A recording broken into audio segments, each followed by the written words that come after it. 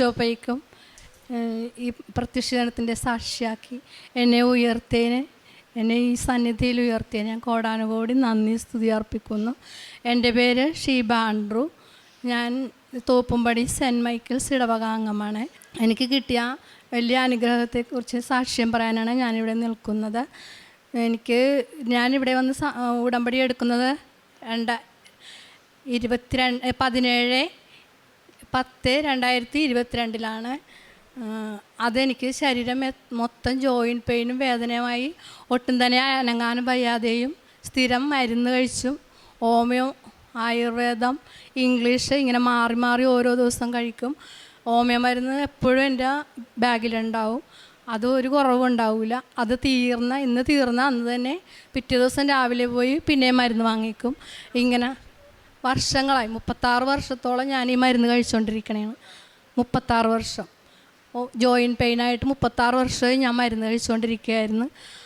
അപ്പോൾ അങ്ങനെ ഇരിക്കുമ്പോഴാണ് ഞങ്ങൾ ഇങ്ങനെ ഒരു അയൽക്കൂട്ടത്തിൽ പെണ്ണുങ്ങളെല്ലാവരും കൂടി കൂടിയിരിക്കുന്ന സമയത്ത് ഈ വിഷമവും പ്രയാസമൊക്കെ ഞാൻ ഇങ്ങനെ പറഞ്ഞപ്പോഴാണ് എന്നോട് പറഞ്ഞാൽ താൻ പോയി ഉടമ്പടി എടുക്കണോ, അപ്പോൾ തനിക്ക് അതിൻ്റെ മാറ്റങ്ങൾ വരുമെന്ന് പറഞ്ഞാൽ അങ്ങനെ ഞാൻ ഉടമ്പടി ഇവിടെ വന്ന് എടുക്കണത്.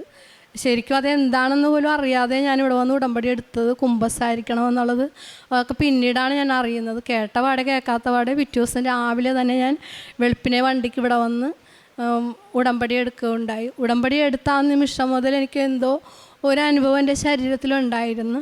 വീട്ടിൽ ചെന്ന് കയറുമ്പോഴും ആ ഒരു അമ്മയുടെ ഒരു പ്രസൻസ് എനിക്ക് കിട്ടുന്നുണ്ടായിരുന്നു, സ്മെല്ലും കിട്ടുന്നുണ്ടായിരുന്നു.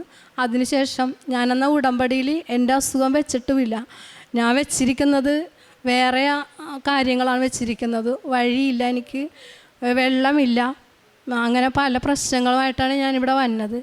പക്ഷേ എൻ്റെ അസുഖം എനിക്ക് ഉണ്ടെങ്കിലും ഞാനത് ഉടമ്പടിയിൽ വെച്ചിട്ടില്ല ശരിക്കും പറഞ്ഞാൽ. പക്ഷേ എൻ്റെ അസുഖമാണ് മാതാവ് ആദ്യമായിട്ട് എനിക്ക് മാറ്റിത്തരുന്നത്. ഞാനപ്പോൾ അന്ന് തുടങ്ങി ഇവിടുത്തെ വിശുദ്ധ തൈലവും വിശുദ്ധ ഉപ്പും ഞാൻ ഉപയോഗിക്കാൻ തുടങ്ങി.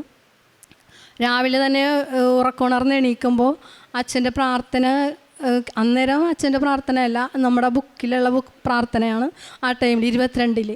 അപ്പോൾ ഞാൻ അത് പ്രാർത്ഥിച്ച ശേഷം 5:30 പ്രാർത്ഥിച്ചതിന് ശേഷം ഒരു ഗ്ലാസ് വെള്ളത്തിൽ ഒരു നുള്ളുപ്പ് വിശ്വാസ പ്രമാണം ചൊല്ലി അത് ഞാൻ കഴിക്കുമായിരുന്നു ഡെയിലി. അതിനുശേഷം ആ എണ്ണയും ശരീരം മൊത്തം ഞാൻ വിശ്വാസ പ്രമാണം ചൊല്ലി പ്ലസ് ചെയ്ത് പെരട്ടുകയും ചെയ്തതിൻ്റെ ഫലമായി ആദ്യത്തെ ഉടമ്പടി തീരുന്നതിന് മുൻപായിട്ട് തന്നെ എൻ്റെ വേദനകളെല്ലാം മാറി. ഞാനിവിടെ പിന്നെ വരുമ്പോൾ എനിക്ക് ജോയിൻറ്റ് പെയിനേ ഇല്ല, മരുന്നില്ല, എൻ്റെ ബാഗിലും മരുന്നില്ലാണ്ടായി. അങ്ങനെയാണ് ഞാനിവിടെ വന്നാൽ പിന്നത്തെ ഉടമ്പടി പുതുക്കാൻ വന്ന. പിന്നെ ഞാൻ ഉടമ്പടിയിൽ വെച്ച ഏറ്റവും വലിയ കാര്യം എന്ന് പറഞ്ഞാൽ 80 വർഷം അപ്പച്ചൻ്റെയൊക്കെ ഹസ്ബൻഡിൻ്റെ അപ്പൻ്റെയൊക്കെ കാലം മുതൽ നടന്നിരുന്ന ഒരു വഴിയാണ് ഞങ്ങൾക്ക്. ആ വഴി ഞങ്ങൾ ഗവൺമെൻറ് വഴി ഇപ്പോൾ എല്ലാവർക്കും വാട്ടർ വെള്ളം കൊടുക്കുന്ന ഒരു സംവിധാനം ഉണ്ടായിരുന്നല്ലോ. അപ്പോൾ ഞങ്ങൾക്ക് വെള്ളം എടുക്കാൻ വേണ്ടി ചോദിച്ചപ്പോൾ ഞങ്ങൾ ഒരു വീടിൻ്റെ ഉമ്മറത്തൂടി കയറി വേണം റോഡിലേക്ക് പോകാൻ. അപ്പം അവരുടെ വാതിക്കൽ കൂടി എപ്പോഴും പോകുന്നത് കാരണം അവരോട് ചോദിക്കണമല്ലോ പൈപ്പ് കണക്ഷൻ എടുക്കട്ടെ. അപ്പോൾ അങ്ങനെ ചോദിച്ച് പൈപ്പ് കണക്ഷൻ എടുക്കട്ടെ എന്നൊന്ന് ചെന്ന് ചോദിച്ചപ്പോൾ അവർ പറഞ്ഞ് നിങ്ങൾക്ക് ഇതേ കൂടി വഴിയില്ലെന്ന് പറഞ്ഞു. അപ്പോഴാണ് ഞങ്ങൾ അറിയണത്. ശരിക്കും പറഞ്ഞാൽ ഞങ്ങളെ ബന്ധത്തിൽപ്പെട്ടവരുമാണ്, എല്ലാം കൊണ്ടും സഹായികളുമാണ്, ഭയങ്കര ഒരു കൂടിപ്പറപ്പങ്ങളായിട്ട് ജീവിക്കണേണ് ആ കോമ്പൗണ്ടിൽ. എന്നാൽ അപ്പോഴാണ് പറഞ്ഞത് നിങ്ങൾക്ക് ഇതുവഴി വഴിയില്ലെന്ന് കേട്ടോടുകൂടെ സകല പിടിയും വിട്ട് എല്ലാവർക്കും പ്രയാസമായി. ഞങ്ങളുടെ കൂടെ തന്നെ ഹസ്ബൻഡിൻ്റെ ജ്യേഷ്ഠന് ഒരു കോമ്പൗണ്ടിലാണ് ഞങ്ങൾ ജീവിക്കുന്നത്. ഞങ്ങൾക്ക് 2 കൂട്ടക്കാർക്കും ഈ ഒരു വീട് കയറി വേണം, മുറ്റത്തൂടി കയറി വേണം റോഡിലേക്ക് കയറാൻ. അപ്പോൾ അവർ സമ്മതിക്കാതെ വന്നപ്പോൾ ഞങ്ങൾക്ക് 2 കൂട്ടക്കാർക്കും വെള്ളം കിട്ടാത്ത അവസ്ഥയും, വെള്ളവുമില്ല വഴിയുമില്ലെന്നാണ് പറഞ്ഞേക്കണം. അപ്പോൾ പിന്നെ എന്ത് ചെയ്യുമെന്ന് വിചാരിച്ച് ഞങ്ങൾ അവരുടേതായ ചേട്ടന്മാരുടെ അടുത്തും അവരുടെ അളിയന്മാരുടെ അടുത്തും സ്വന്തക്കാരുടെ അടുത്തൊക്കെ ഞങ്ങൾ ചെന്ന് പറഞ്ഞു, ഞങ്ങൾ എങ്ങനെയെങ്കിലും ഞങ്ങൾക്ക് ഈ വഴിയൊന്ന് വാങ്ങിച്ചു തരണം, ഇങ്ങനെ പൈപ്പ് കണക്ഷൻ ഗവൺമെൻറ്റിൽ നിന്ന് കൊടുക്കുന്നുണ്ടല്ലോ ഫ്രീ ആയിട്ട്. അപ്പോൾ ഞങ്ങൾക്ക് എടുക്കാൻ വേണ്ടിയിട്ടാണെന്ന് പറഞ്ഞപ്പോൾ അവർ മൂത്താങ്ങളെ പറഞ്ഞ് ഞാൻ ഇടപെട്ട് എന്താണെന്ന് വെച്ചാൽ ചെയ്തു തരാം. ദുഃഖാഴ്ചയായിരുന്നു, ഒരു ദുഃഖാഴ്ചയാണ് ഞങ്ങൾ അവിടെ ചെന്ന് പറയണം, നോൻപ് പിടിക്കാൻ പോകണം മാർച്ചിൽ. പറഞ്ഞപ്പോഴത്തേക്കും പറഞ്ഞു അത് നിങ്ങൾ വിഷമിക്കണ്ട, ഞങ്ങൾ അവരോട് സംസാരിച്ചിട്ട് എത്രയും പെട്ടെന്ന് അത് റെഡിയാക്കി തരാൻ, ഞാനൊരു മനോഗുണപ്രവൃത്തിയാണല്ലോ ഈ സമയത്ത് ചെയ്യാൻ പോണേന്ന് പറഞ്ഞിട്ട് പുള്ളിക്കാരൻ ഞങ്ങളോട് ഇങ്ങനെ തമാശയും പറഞ്ഞ് വിട്ട്. ഞങ്ങൾ വീട്ടിൽ വന്നിട്ട് 2 ദിവസം കഴിഞ്ഞപ്പോൾ ഹസ്ബൻഡിൻ്റെ ചേട്ടനെ വിളിച്ചിട്ടും പറഞ്ഞു, അളിയ അത് ശരിയാവില്ല കേട്ടാ, അവരത് ചെയ്തത് തരികയില്ലെന്നാണ് പറയണം, വഴി നിങ്ങൾക്ക് തരികയില്ലെന്നാണ് പറയണം, നിങ്ങൾ ഇനി നിയമത്തിൻ്റെ വഴി കൂടി പോയിക്കോന്ന് പറയും. അങ്ങനെ പറഞ്ഞപ്പോഴത്തേക്കും പിന്നെ ഞങ്ങൾ വിചാരിച്ചു എന്നാൽ എന്താണെന്ന് വെച്ചാൽ ചെയ്യാമെന്ന് പറഞ്ഞ് ഞങ്ങൾ 2 കൂട്ടക്കാരും കൂടി പൈസ ഇട്ട് കേസ് കൊടുത്തു. കേസ് കൊടുത്തു കഴിഞ്ഞപ്പോൾ അത് അവർക്കപ്പോൾ ഒരു പ്രത്യേക വൈരാഗ്യമായി, ഇത് കേസ് കൊടുത്തെന്നുള്ളൊരു വൈരാഗ്യമായി. ഞങ്ങൾ വേറെ ഒന്നും വെച്ചല്ല, ഞങ്ങൾക്ക് വഴി വേണമല്ല, ജീവിതകാലം മുഴുക്ക വഴിയും വേണം വെള്ളവും വേണം, ഇത് രണ്ടും തരൂലെന്ന് പറഞ്ഞപ്പോൾ വേറെ വഴി മാർഗ്ഗമില്ലാതെ വന്നതിൻ്റെ പേരിലാണ് കേസ് കൊടുത്തത്. അങ്ങനെ വന്നപ്പോൾ അതൊരു വൈരാഗ്യമായി. പിന്നെ അവർ കൊണ്ടുവന്നിടാത്ത അഴുക്കൊന്നുമില്ല മുറ്റത്ത്, ഞങ്ങളുടെ വീടിൻ്റെ ഒരു മതിലിൻ്റെ അപ്പുറത്താണ്. അപ്പോഴത്തേക്ക് ഞങ്ങൾക്ക് ഒരു തരത്തിലും ജീവിക്കാൻ പറ്റാത്ത അവസ്ഥയായി. നിറയെ അഴുക്കും പിന്നെ ചെമ്മിത്തല ചീഞ്ഞതും അങ്ങനെയുള്ള വേസ്റ്റായിട്ടുള്ള എല്ലാം കൊണ്ടുവന്ന് അങ്ങനെ അപ്പോൾ ഞങ്ങൾക്ക് ഒട്ടും പറ്റാത്ത അവസ്ഥ വന്നപ്പോഴത്തേക്കും ഇവിടെ വന്ന് ഞാൻ ഉടമ്പടിയിൽ വെച്ചത് ആ കാര്യം. ഉടമ്പടിയിൽ വെച്ച് കഴിഞ്ഞപ്പോഴത്തേക്കും എനിക്ക് 7ാമത്തെ പുതുക്ക് വരെ എനിക്ക് കാര്യമൊന്നും നടന്നില്ലായിരുന്നു. 7ാമത്തെ പുതുക്കം കഴിഞ്ഞ് ഞാൻ വീട്ടിൽ ചെന്ന് കഴിഞ്ഞപ്പോൾ രാവിലെ നോക്കുമ്പോഴുണ്ട് അവിടുത്തെ ഇളയ മരുമകൾ വന്നിട്ടും തെങ്ങ് വെട്ടണം. അപ്പം ഞാൻ ചോദിച്ചു, എന്താണ്ടി നിങ്ങൾ തെങ്ങ് വെട്ടണം, എന്താണ്ടി കാലത്തേന്ന് ചോദിച്ചപ്പോൾ, ആൻറ്റി ഞങ്ങൾ ഇങ്ങോട്ട് വരാൻ പോണേണ്, ഇവിടെ വന്നിട്ട് ഞങ്ങൾ ഇവിടെ വീട് പുതുക്കി വെക്കാൻ പോകണം, നിങ്ങൾക്ക് വഴിയും തരാൻ പോകണമെന്ന് പറഞ്ഞു. ഞാനിത് കേട്ട മാത്രമേ എന്നെ ഓടിച്ചു വന്നിട്ട് എൻ്റെ അമ്മേനെ ഞാൻ കെട്ടിപ്പിടിച്ച, അമ്മ എനിക്ക് ഇത്രയും നന്ദി, അമ്മ എനിക്ക് ചെയ്തു തന്ന അനുഗ്രഹത്തിന് ഞാൻ കോടാനുകോടി നന്ദി. അപ്പോൾ അതിക്ക് മുമ്പ് ഞാൻ എല്ലാ ദിവസവും പ്രാർത്ഥിച്ച് സന്ധ്യക്കും വെളുപ്പിനും 5:30 മണി വെളുപ്പിനത്തെ പ്രാർത്ഥന കഴിയുമ്പോൾ ആ പച്ചത്തിരിയും നീലത്തി കൊണ്ടുപോയി ഞാൻ ആ വഴിയിൽ വെക്കും. വെച്ചിട്ട് ഞാൻ അങ്ങാടി ഇങ്ങോട്ട് നടന്ന് വിശ്വാസപ്രമാണം ചെല്ലുകയും ഉപ്പിട്ട് പ്രാർത്ഥിക്കുകയും വിശുദ്ധ ഉപ്പിട്ട് പ്രാർത്ഥിക്കുകയും ചെയ്യുമായിരുന്നു. അതാരും തന്നെ കണ്ടിട്ടുമില്ല കേട്ടിട്ടുമില്ല, എനിക്കും എൻ്റെ മാതാവിനും മാത്രം അറിയൂ. അങ്ങനെ ഞാൻ ഡെയിലി ചെയ്യുമായിരുന്നു. അതിൻ്റെ ഒരു ഫലവും കൂടിയാണ് അമ്മ മാതാവിനെ സഹായിച്ചതെന്ന് ഞാൻ വിശ്വസിക്കുന്നു. അങ്ങനെ ഞങ്ങൾക്ക് അവർ വന്നിട്ട് പഴയ ഒരു തറവാടായിരുന്നു, അത് പൊളിച്ച് അതിൻ്റെ അരികിൽ കൂടി ഞങ്ങൾക്ക് വഴിയും തന്ന് ഇപ്പം ഞങ്ങൾ വെള്ളവും എടുത്ത് അവിടെ എല്ലാവരും തിരിച്ച് വേണം വെള്ളം എടുക്കാനായിട്ട് മോട്ടർ അടിച്ച് വേണം. അപ്പോൾ പക്ഷേ ഞങ്ങൾക്ക് തിരിച്ചാൽ കിട്ടുന്ന രീതിയിൽ ഇപ്പം ഞങ്ങൾ 2 വീട്ടക്കാർക്കും പൈപ്പ് കണക്ഷനും എടുക്കാൻ സാധിച്ചു. അമ്മ മാതാവ് ഈശോയും എനിക്ക് ചെയ്തു തന്ന എല്ലാ അനുഗ്രഹങ്ങൾക്കും നന്ദി പറയുന്നു. 2ാമത് എനിക്ക് എൻ്റെ വലത്ത് ബ്രസ്റ്റിലൊരു തടിപ്പുണ്ടായിരുന്നു. അത് എനിക്ക് പേടിയായിട്ട് ഡോക്ടറെ കാണിക്കാതെ വെച്ചുകൊണ്ട് നടന്ന് ഒരുവിധം വളർന്നു. അപ്പോഴത്തേക്കും വീടിൻ്റെ വാതിക്കലോട്ട് അവിടുത്തെ ഒരു പെങ്കൊച്ച് തിരക്കി വരികയാണ് ആശാ വർക്കർ. ചേച്ചി, ഞാൻ അവിടെ പേര് അടിച്ചുകൊണ്ടിരിക്കുമ്പോൾ, ചേച്ചി ഇവിടെ ആർക്കെങ്കിലും വല്ല ബ്രസ്റ്റിലുള്ള തടിപ്പോ മുഴ എന്തെങ്കിലും ആയിട്ട് ആരെങ്കിലും ഈ പരിസരത്തുള്ള ചേച്ചിക്ക് അറിയാവോ എന്ന് ചോദിച്ചു. ഞാൻ ചിരിച്ചു പോയി. ഞാൻ പറഞ്ഞു, കൊച്ചേ എനിക്കുണ്ട് ഇത്, വേറെ ആരുടെയൊന്നും എനിക്കറിയില്ല, എനിക്ക് ശരിക്കും എൻ്റെ ബ്രസ്റ്റിലൊരു തടിപ്പുണ്ട്, അത് ഞാൻ പേടിയായിട്ട് വെച്ചുകൊണ്ടിരിക്കണേന്ന് പറഞ്ഞു. എന്തിനാ ചേച്ചി പേടിക്കണത്, അതൊന്നും എടുത്ത് കളയണ്ടേ, വെച്ചുകൊണ്ട് വലുതാക്കണേ എന്തിനാണ്, നാളെ ഇങ്ങനെ കമ്മ്യൂണിറ്റി ഹാളിൽ വരണുണ്ട് ആൾക്കാർ, ഡോക്ടർ എറണാകുളം ആസ്പത്രിയിൽ നിന്ന്, ചേച്ചി ഒന്ന് അവിടം വരെ വരണമെന്ന് പറഞ്ഞു.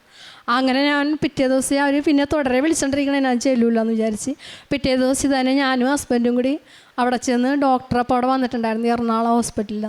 ഡോക്ടർ പരിശോധിച്ചപ്പോൾ മുഴ ഒരുവിധം മുഴുത്തതാണ്. അപ്പോൾ അവരത് കണ്ടപ്പോൾ ഇത് വെച്ചുകൊണ്ട് ചേച്ചി ഇത് നടക്കണേ എന്താണെന്ന് ചോദിച്ചാൽ അവൻ എനിക്ക് പേടിയായിട്ടാർന്ന് കാണിക്കാനെന്ന് പറഞ്ഞു. എന്തിനു പേടിക്കണം, നാളെ എറണാകുളം ആസ്പത്രിയിലായിട്ട് വാട്ടാന്ന് പറഞ്ഞു.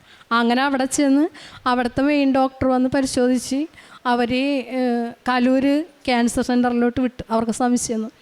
അങ്ങനെ അവിടെ ചെന്ന് കഴിഞ്ഞ് പരിശോധിച്ച് നോക്കുമ്പോൾ അപ്പോൾ പോകുമ്പോഴൊക്കെ ഞാൻ അമ്മ മാതാവിൻ്റെ ഉപ്പും വിശുദ്ധ തൈലം ഉപയോഗിച്ചിട്ടാണ് ഞാൻ കഴിക്കുകയും ചെയ്തു. എണ്ണ പെരട്ടിക്കൊണ്ടാണ് ഞാൻ ഡെയിലി നടക്കണത്. ഇത് കണ്ടെന്ന് തുടങ്ങി ഞാൻ ഇത് പെരട്ടുന്നുമുണ്ട്, തൈലം പെരട്ടുന്നുമുണ്ട്, പ്രാർത്ഥിക്കുന്നുണ്ട്, ഉപ്പ് കഴിക്കുന്നുമുണ്ട്. എന്നിട്ടാണ് ഞാനിപ്പോൾ പോയത് ടെസ്റ്റിന്. അവിടെ ചെന്ന് കഴിഞ്ഞപ്പോൾ ഇത് ക്യാൻസറാണെന്ന് തന്നെ സ്ഥിരീകരിച്ച് സകല വിഷമതയും പ്രയാസത്തോടുകൂടി പ്രാർത്ഥിച്ചിട്ടുണ്ട്. ഉടമ്പടി അപ്പോഴും ഞാൻ വിട്ടിട്ടില്ല, പ്രാർത്ഥനയും കറക്റ്റായിട്ട് മാസം ഞാനിവിടെ വന്ന് 3 കെട്ട് പത്രം വാങ്ങിച്ച് അതും വിതരണം ചെയ്യുന്നുണ്ട്, എല്ലാം ഞാൻ ചെയ്യുന്നുണ്ട്. മാതാവിൽ ഭയങ്കര വിശ്വാസത്തോടെ ഞാൻ പ്രാർത്ഥിക്കാം, മാതാവ് നോക്കിക്കോളൂ എന്നുള്ള രീതിയിൽ. അപ്പോൾ വീട്ടിൽ വന്നു കഴിഞ്ഞാൽ അപ്പനും മക്കളും കൂടി ആലോചിച്ച് നമുക്ക് നല്ലൊരു ഹോസ്പിറ്റലിൽ കാണിക്കണം, ഇവിടെ വെച്ച് കളിപ്പിക്കാൻ പറ്റില്ലെന്ന് പറഞ്ഞ് അമൃതയെ കൊണ്ടേ കാണിച്ച്. അമൃത നല്ലൊരു ഡോക്ടറെ കണ്ട് ഓപ്പറേഷൻ ചെയ്യണമെന്ന് പറഞ്ഞു. അപ്പോൾ ബ്രസ്റ്റ് എടുത്ത് കളയണമെങ്കിൽ കളയാം, അല്ലെങ്കിൽ മുഴ മാത്രം. അങ്ങനെ എല്ലാവരും കൂടി തീരുമാനിച്ച് തടി ചെറുതായിട്ടല്ലേ എന്ന് പറഞ്ഞിട്ട് മുഴ മാത്രം കട്ട് ചെയ്ത് എടുത്ത് മാറ്റി. ആ ഡോക്ടർ പറഞ്ഞ് കീമോയും റേഡിയേഷനും 20 എണ്ണം ചെയ്യാം. ബയോപ്സി റിസൾട്ടിൽ ക്യാൻസറാണെന്ന് സ്ഥിരീകരിച്ച്. അപ്പോൾ കീമോയും റേഡിയേഷനും ചെയ്യണം, അത് ഈ ഓപ്പറേഷൻ കഴിഞ്ഞും റെസ്റ്റ് കഴിഞ്ഞ് വന്നിട്ട് ചെയ്താൽ മതി എന്ന് പറഞ്ഞു. അങ്ങനെ ഓപ്പറേഷൻ കഴിഞ്ഞ് 3 മാസം റെസ്റ്റ് കഴിഞ്ഞപ്പോഴത്തേക്കും എനിക്കങ്ങനെ കീമോ റേഡിയേഷൻ ചെയ്യണ്ടെന്ന് എൻ്റെ മനസ്സിൽ പ്രാർത്ഥിക്കുമ്പോഴൊക്കെ തോന്നണം, അമ്മ പറയണം. അപ്പോൾ എൻ്റെ മാതാവിൻ്റെ കൂടെയുള്ളപ്പോൾ ഞാൻ എന്തിനാ ഈ കീമോ റേഡിയേഷൻ ചെയ്യണം എന്നുള്ള രീതിയിൽ മക്കളോടും ഹസ്ബൻഡിനോടും പറഞ്ഞ് എനിക്കിത് ചെയ്യണ്ടെന്ന് പറഞ്ഞു. അവർ സമ്മതിക്കണില്ല. അവരെല്ലാവരും പറഞ്ഞ് ബലമായിട്ട് ഇത് ചെയ്യണം, ചെയ്തേ പറ്റുള്ളൂ, അല്ലാതെ പറ്റൂല, അങ്ങനെയാണ് ഇങ്ങനെ. ഡോക്ടറൊക്കെ കുറേ നിർബന്ധിച്ച്. ഞാൻ പറഞ്ഞു ഞാൻ ഈ മാതാവിൻ്റെ ഉടമ്പടിയിലല്ലേ ഈ 22 തുടങ്ങി എടുത്ത്, ഇപ്പം ഞാൻ 24. കുഴപ്പമില്ല, എനിക്ക് എന്നും മാതാവ് വരുത്തൂല, എനിക്ക് ഇത്ര വലിയ സൗഖ്യങ്ങൾ തന്ന മാതാവ് എൻ്റെ കാര്യം നോക്കിക്കോളൂന്ന്. ഇന്ന് വരെ ആ വിശുദ്ധ തൈലവും തേച്ച് ഉപ്പും കഴിച്ചിരിക്കണേ. ആ ഒരു ഇഞ്ചക്ഷൻ എടുത്ത വേദന അന്ന് അനുഭവിച്ചതല്ലാതെ ഇതുവരെ ക്യാൻസറിൻ്റേതായിട്ടുള്ള ഒരു വേദനയോ പ്രയാസമോ ഞാൻ അനുഭവിച്ചിട്ടില്ല. ഒരു ദുഃഖവും വേദനയും ക്യാൻസറിൻ്റെ ഇല്ല. ഒരു ഗുളിക മാത്രം അവരന്ന് 2 കഴിക്കാനായിട്ട് എനിക്ക് അവിടെ നിന്ന് തന്നിട്ടുള്ളൂ, ഹോർമോൺ ചേഞ്ചിൻ്റെ ഗുളിക. ആ ഗുളിക ഞാൻ ഒരു 3-4 മാസം 5-6 മാസം വരെ ഞാനത് കഴിച്ചിരുന്നു. പിന്നെ ഞാനത് ഓർക്കുമ്പോൾ കഴിക്കും, അല്ലെങ്കിൽ കഴിക്കൂല. 3 മാസം കൂടി 9 മാസം വരെ ഞാൻ അവർ ചെക്കപ്പിന് ചെല്ലണമെന്ന് പറഞ്ഞിട്ട് അമൃത ഹോസ്പിറ്റലിൽ ചെക്കപ്പ് ചെയ്യുമായിരുന്നു. പിന്നെ ചെക്കപ്പിന് പോകാതെ കഴിഞ്ഞ 2 മാസം മുമ്പ് ഡോക്ടർ എന്നെ വിളിച്ച്, ഈ ക്യാൻസർ രോഗിയായിട്ട് നിങ്ങൾ വന്ന് എന്താ ചെക്കപ്പ് കൂടി ചെയ്യാതെ ഇങ്ങനെ നടക്കണം, മരുന്നും കഴിക്കണല്ലോ, എന്താ വരാത്തതെന്ന് ചോദിച്ച് എന്നെ അങ്ങോട്ട് വിളിച്ച്. അപ്പം ഞാൻ ചെന്ന് എല്ലാ ചെക്കപ്പും പെറ്റ് സ്കാനും എല്ലാം 2ാമത് ചെയ്ത്. അമ്മ മാതാവിൻ്റെ വലിയൊരു കൃപ കൊണ്ട് എനിക്ക് യാതൊരുവിധ കുഴപ്പവുമില്ല. കീമോയും റേഡിയേഷനും ഒന്നും ഞാൻ ഇതുവരെ ചെയ്തിട്ടുമില്ല, അതിൻ്റെതായിട്ടുള്ള യാതൊരുവിധ ബുദ്ധിമുട്ടുമില്ല. അമ്മയും ഈശോയും എനിക്ക് ചെയ്യുന്ന രോഗസൗഖ്യത്തിന് ഞാൻ കോടാനുകോടി നന്ദി അർപ്പിക്കുന്നു. പിന്നെ ഞങ്ങൾ മത്സ്യത്തൊഴിലാളികളാണ്. എൻ്റെ ഹസ്ബൻഡിന് ബോട്ടിൽ പോയിക്കൊണ്ടിരിക്കണമായിരുന്നു. പുള്ളിക്ക് വയ്യാതെ വന്ന് കുറച്ച് ദിവസമായിട്ട് എങ്ങും പോകാൻ പറ്റാതെ ഇരുന്ന സമയത്ത് ഈ ഉടമ്പടിയിൽ ഞാൻ 8ാമത്തെ ഉടമ്പടിയിൽ എനിക്കൊരു വഞ്ചി തരണേന്ന് പറഞ്ഞ് നിയോഗം വച്ചിട്ടുണ്ടായിരുന്നു. അതെനിക്ക് അമ്മ മാതാവ് തന്ന് നാളെ വഞ്ചി നനക്കുകയും കൂടിയാണ്. ഈ അവസരത്തിൽ ഞാൻ അതിനും കൂടി അമ്മ മാതാവിനും ഈശോപ്പയ്ക്കും കോടാനുകൂടി നന്ദി സ്തുതി അർപ്പിക്കുന്നു. പ്രേക്ഷിത പ്രവർത്തനം പത്രം ഞാൻ ഇവിടെ നിന്ന് വാങ്ങിക്കൊണ്ട് പോകുന്ന വഴി തന്നെ ചേർത്തല സ്റ്റാൻഡിൽ ഇറങ്ങിയിട്ട് അവിടെ വിതരണം ചെയ്തിട്ടേ പോകുള്ളൂ. പിന്നെ അതിന് ഉപ്പും എണ്ണയും അവിടെ വെച്ച് തന്നെ ഞാൻ വിശ്വാസപ്രമാണം ചൊല്ലി പ്രാർത്ഥിച്ചതിന് ശേഷമാണ് എല്ലാവർക്കും കൊടുക്കുന്നത്. ബസ്സിലാണെങ്കിൽ എനിക്ക് തോന്നും ഇന്നാളിന് കൊടുക്കണമെന്ന് മനസ്സിൽ അമ്മ പറയണ പോലെ എനിക്ക് തോന്നും. അങ്ങനെയുള്ളവർക്ക് മാത്രമേ ഞാൻ കൊടുക്കുള്ളൂ, അല്ലാതെ വേറെ ആർക്കും കൊടുക്കില്ല. അതേപോലെ വാങ്ങിച്ചിട്ട് എവിടെയെങ്കിലും വെച്ചിട്ട് ഇപ്പം പള്ളിയിൽ പോകുന്ന സമയത്ത് എനിക്കിവിടെ വരാൻ പറ്റാത്ത ചില മാസങ്ങൾ വന്നിട്ടുണ്ട്. അപ്പം ഞാൻ പള്ളിയിൽ ചെല്ലുമ്പോൾ എനിക്ക് ഒരു കെട്ട് പത്രം അവിടെ നിന്ന് കിട്ടും. 1, 2, 3 വെച്ചിട്ട് പോയിട്ടുണ്ടാവും ആൾക്കാർ. അതെടുത്തുകൊണ്ട് പോയിട്ട് ഞാൻ ബസ് കയറി തോമ്പടിക്കാൻ പോയി ആ ബസ് സ്റ്റാൻഡിൽ ഇറങ്ങിയിട്ട് ഓട്ടോ സ്റ്റാൻഡിലും അവിടെയുള്ള എല്ലാവർക്കും കൊടുക്കും. പിന്നെ എൻ്റെ വീടിൻ്റെ പരിസരത്തും കൊടുക്കും. അപ്പം അതുപോലെ തന്നെ കാരുണ്യ പ്രവൃത്തി അടുത്തൊരു വൃദ്ധസദനമുണ്ട്. അവിടെ ഞാൻ ആഴ്ചയിൽ ഒരു ദിവസം പോയി അവർക്ക് ഫുഡ് ഉണ്ടാക്കുന്നതിൽ സഹായിച്ചു കൊടുക്കും. അവരെ കുളിപ്പിക്കാനുള്ള അമ്മച്ചിമാരെ കുളിപ്പിച്ചു കൊടുക്കും. വെറും കൈയോടെ ഞാൻ അവിടെ പോവില്ല. എന്തെങ്കിലും ഒന്നുമില്ലെങ്കിൽ ഒരു മിഠായി ആയിരിക്കും, അതാണെങ്കിൽ ഞാൻ എല്ലാവർക്കും വാങ്ങിച്ച് അവരുടെ കൈ കൊടുത്ത് അവരോട് എല്ലാവരോടും സംസാരിച്ച് കുറേ നേരം ഇരുന്ന് വർത്താനം പറഞ്ഞ് ഒക്കെ പോരുള്ളൂ. എല്ലാവരോടും വിശേഷങ്ങൾ എല്ലാവർക്കും എൻ്റെ ഡീറ്റെയിൽ എല്ലാം അറിയാം, അവരുടെ ഡീറ്റെയിൽ എല്ലാം എനിക്കും അറിയാം. അങ്ങനെ എല്ലാവരോടും സഹകരിച്ച് സംസാരിച്ച് സന്തോഷമായിട്ട് വൈകുന്നേരം പോരും. എൻ്റെ കയ്യിലുള്ള പൈസ ഞാൻ അവർക്ക് അവിടുത്തെ ഓണേഴ്സിന് കൊടുത്തിട്ടും പോരും, ഫുഡിന് എന്തിനെങ്കിലും. അങ്ങനെയൊക്കെ ഒരുപാട്. പിന്നെ വീടിൻ്റെ അടുത്തും വൃദ്ധരായിട്ടുള്ള രോഗികളായിട്ട് കിടക്കുന്ന രോഗികളുണ്ട്. അവരുടെയൊക്കെ വീട്ടിൽ പോയി കയ്യിലുള്ളതുപോലെ എന്തെങ്കിലും വാങ്ങിച്ചു കൊണ്ടേ കൊടുക്കും. പൈസയെങ്കിൽ പൈസ, ഭക്ഷണമെങ്കിൽ ഭക്ഷണം കൊടുത്ത് കുറച്ച് നേരം ഇരുന്ന് സംസാരിച്ച് ഒക്കെ പോരാറുണ്ട്. ആത്മീയ ജീവിതം 1/2 മണിക്കൂർ വചന വായന മുടക്കാറില്ല. അഥവാ എന്തെങ്കിലും കാരണവശാൽ മുടങ്ങി പോയിട്ടുണ്ടെങ്കിൽ അത് ഞാൻ പിറ്റേ ദിവസം തന്നെ കൂട്ടി വായിക്കാറുണ്ട്. പിന്നെ പള്ളിയിൽ ഉടമ്പടി എടുത്തതിന് ശേഷം, ഇത്രയും പ്രായമായതിൽ ഉടമ്പടി എടുത്തതിന് ശേഷം മാത്രമാണ് ഞാൻ ശരിക്കും കുർബാന കാണാൻ തുടങ്ങിയത്. കുർബാന എന്താണെന്ന് മനസ്സിലാക്കാൻ സാധിച്ചത്. കുമ്പസാരം എന്തെങ്കിലും ആവശ്യം ആണ്ട് കുർബാനയെന്ന് കുമ്പസാരം എന്ന് പറഞ്ഞ മാതിരി കുമ്പസാരിച്ച് പോയിക്കൊണ്ടിരിക്കുകയായിരുന്നു. ഇവിടെ വന്ന് ഉടമ്പടി എടുത്തതിന് ശേഷം 2 ആഴ്ച കൂടുമ്പോൾ കുമ്പസാരിക്കും. എന്തെങ്കിലും ഒരു വന്ന അപ്പം തന്നെ ഓടി അപ്പം തന്നെ അത് നമുക്ക് മനസ്സിലാവും, അയ്യോ ഞാനീ പറഞ്ഞു പോയി തെറ്റാണല്ലോ, അല്ലെങ്കിൽ ഞാൻ പ്രവർത്തിച്ചത് തെറ്റാണല്ലോ. അപ്പം തന്നെ ഓടിപ്പോയി കുമ്പസാരിക്കാനുള്ള ഒരു മനസ്സും കൂടി ഇപ്പം എനിക്ക് ദൈവം തന്നിട്ടുണ്ട്. എല്ലാം തന്ന ദൈവത്തിന് എല്ലാ ദിവസവും അച്ഛൻ്റെ ഡെയിലി ബ്രെഡ് കൂടുകയും സ്റ്റാറ്റസ് ഇടുകയും ചെയ്യാറുണ്ട്. അച്ഛൻ്റെ ചൊവ്വാഴ്ചത്തെ എല്ലാ പ്രാർത്ഥനയും കൂടുകയും അതുപോലെ വിശുദ്ധമായിട്ട് തന്നെ ഇരുന്ന് ആ പ്രാർത്ഥനയിൽ പങ്കെടുക്കുകയും മുട്ടുകുത്തി നിന്നുകൊണ്ട് തലയിൽ തുണിയും ഇട്ടുകൊണ്ട് നിന്ന് തീരുന്നത് വരെ മുട്ടുകുത്തി നിന്ന് അച്ഛൻ്റെ ചൊവ്വാഴ്ചയിലെ പ്രാർത്ഥന കൂടാനായിട്ട് മിക്കപ്പോഴും ഞാൻ ശ്രമിക്കാറുണ്ട്, അത് ചെയ്യാറുമുണ്ട്. എല്ലാം തന്ന ഈശോയ്ക്കും അമ്മ മാതാവിനും കോടാനുകോടി നന്ദി സ്തുതിയും. കർത്താവ് അവന് രോഗശൈലിയിൽ ആശ്വാസം പകരും, അവിടുന്ന് അവന് രോഗശാന്തി നൽകും. സങ്കീർത്തനം 41:3 വചനമാണ് ഷീബ എന്ന സഹോദരിയുടെ ജീവിതത്തിൽ.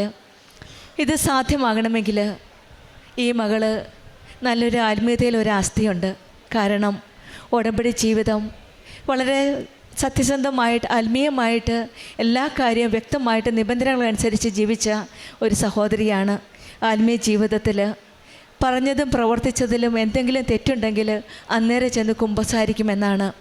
ഇത്രയും നാളും കുർബാന കൂടി, പക്ഷെങ്കിൽ ഉടമ്പടിയിൽ വന്നതിന് ശേഷം എൻ്റെ കുർബാനയുടെ അർത്ഥം എന്തെന്ന് മനസ്സിലായി. ഈശോയും അമ്മയും അടുത്തറിഞ്ഞ നിമിഷങ്ങളാണ് ആ കുർബാന കൂടുന്ന നിമിഷങ്ങൾ. കാരുണ്യ പ്രവർത്തികൾ നല്ല ഭക്തിയോടെ ദൈവവിശ്വാസത്തോടെ ചെയ്തു.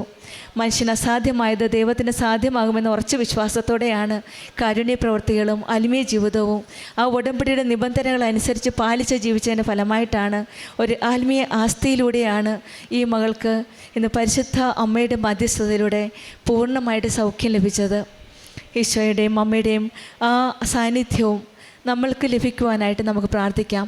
വെള്ളമില്ല വഴിയില്ല എന്ന് പറഞ്ഞത് അവിടെയും ഈശോയുടെ അമ്മയുടെ ഇടപെടലിലൂടെ വെള്ളം ലഭിച്ചു, വഴി ലഭിച്ചു, രോഗസൗഖ്യം ലഭിച്ചു. ഇതെല്ലാം ഒരു വലിയ ഉടമ്പടിയുടെ ആസ്തിയിലാണ് ഈ മകൾക്ക് ലഭിച്ച ഈ കാര്യങ്ങളെല്ലാം, ഈ അനുഗ്രഹങ്ങളെല്ലാം. സമയച്ചുരുക്കത്തിൻ്റെ അമ്മയുടെ ഇടപെടലും സഞ്ചാരി മാതാവിൻ്റെ ഇടപെടൽ ആശാവർക്കലിലൂടെ ലഭിച്ചതും ഓരോ കാര്യത്തിലും ആ വെഞ്ചരിച്ച നേർച്ച വസ്തുക്കളുടെ ഉപയോഗത്തിലൂടെയൊക്കെ ലഭിച്ച ആ രോഗസൗഖ്യത്തിനെല്ലാം നമ്മൾക്ക് ഈശോയ്ക്ക് അമ്മയ്ക്ക് നന്ദി പറയാം. നമ്മുടെ ദുർബലതകളിൽ താങ്ങുന്ന ദൈവം, ആശ്വസിപ്പിക്കുന്ന ദൈവം, രോഗത്തിലും വിഷമത്തിലും സുഖപ്പെടുത്തുന്ന ദൈവം, ആ ദൈവകൃപയിൽ വിശ്വസിച്ച് നമ്മുടെ ഉടമ്പടി ജീവിതം കൃപാസന അമ്മയുടെ കരം പിടിച്ച് കൂടുതൽ തീഷ്ണതയോടെ, ആത്മാർത്ഥതയോടെ, സത്യസന്ധതയോടെ നമുക്ക് മുന്നോട്ട് നയിക്കാം. ഷീബ ആൻഡ്രൂനുസിനും കുടുംബത്തിന് ലഭിച്ച എല്ലാ അനുഗ്രഹങ്ങൾക്കും നമ്മൾക്ക് കരങ്ങളടിച്ച് ദൈവത്തെ മഹത്വപ്പെടുത്താം. യേശുവേ നന്ദി, യേശുവേ സ്തുതി, ആവേ മരിയ. അത്യപൂർവ ദൈവാനുഭവങ്ങൾ ഇനി നിങ്ങൾക്കും സ്വന്തം. ഈ യൂട്യൂബ് ചാനൽ ഇതുവരെ സബ്സ്ക്രൈബ് ചെയ്തിട്ടില്ലെങ്കിൽ ഇപ്പോൾ തന്നെ സബ്സ്ക്രൈബ് ചെയ്യുക. ഈ വീഡിയോ ഇപ്പോൾ തന്നെ നിങ്ങളുടെ സുഹൃത്തുക്കൾക്ക് ഷെയർ ചെയ്തുകൊണ്ട് കർത്താവിൻ്റെ പ്രേക്ഷിതരാകുക.